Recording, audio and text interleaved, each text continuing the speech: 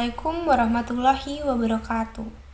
Di sini saya membuat video ini untuk memenuhi tugas mata kuliah Manajemen Sumber Daya Manusia, materi yang ke-11 yang berjudul Perencanaan Sumber Daya Manusia dengan dosen pengampu Ibu Muflihah Eskom IMM.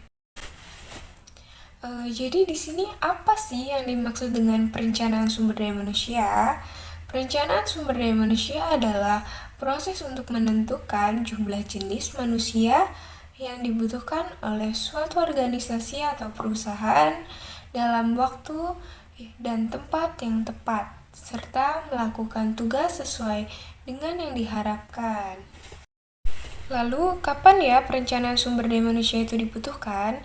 Perencanaan sumber daya manusia pada dasarnya dibutuhkan ketika perencanaan bisnis sebagai implementasi visi dan misi perusahaan telah ditetapkan.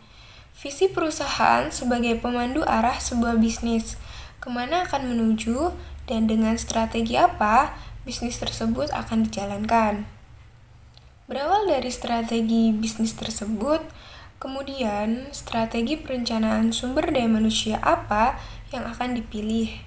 Strategi sumber daya manusia yang dipilih dan ditetapkan sangat menentukan kebutuhan sumber daya manusia seperti apa yang akan diinginkan, baik secara kuantitas maupun kualitas. Lalu apa ya tujuan dari perencanaan sumber daya manusia? Yang pertama ada menghindari terjadinya kesalahan manajemen dan tumpang tindih pelaksanaan tugas. Yang kedua, menghindari kekurangan atau kelebihan pegawai. Yang ketiga, menentukan kualitas dan kuantitas pegawai yang akan mengisi jabatan dalam organisasi atau perusahaan. Lalu apa ya manfaat dari perencanaan sumber daya manusia? Yang pertama, dapat menggunakan sumber daya manusia yang ada secara optimal. Yang kedua, dapat memenuhi kriteria sumber daya manusia dan mengantisipasi perubahan tuntutan kerja. Yang ketiga, sebagai acuan untuk menyusun program pengembangan sumber daya manusia. Lalu yang selanjutnya ada arah dan langkah perencanaan sumber daya manusia. Yang pertama ada perencanaan untuk kebutuhan masa depan.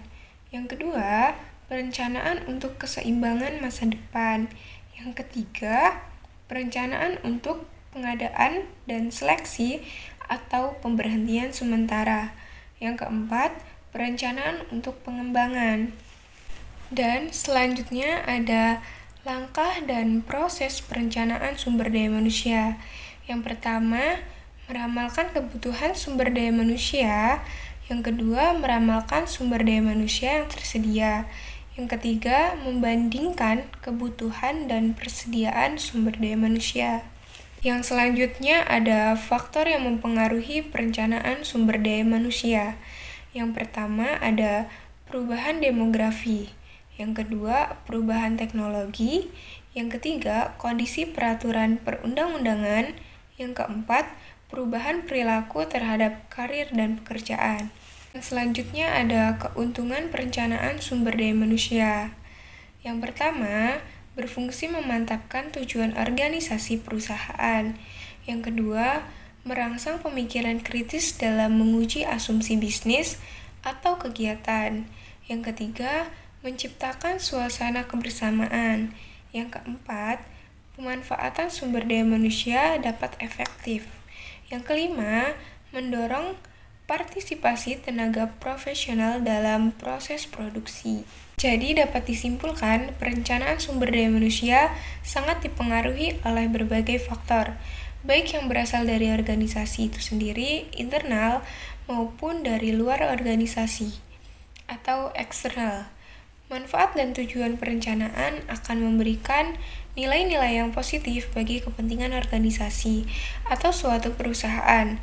Perencanaan sumber daya manusia sebagai suatu kegiatan merupakan proses bagaimana memenuhi kebutuhan tenaga kerja yang saat ini dan masa yang akan datang bagi sebuah organisasi.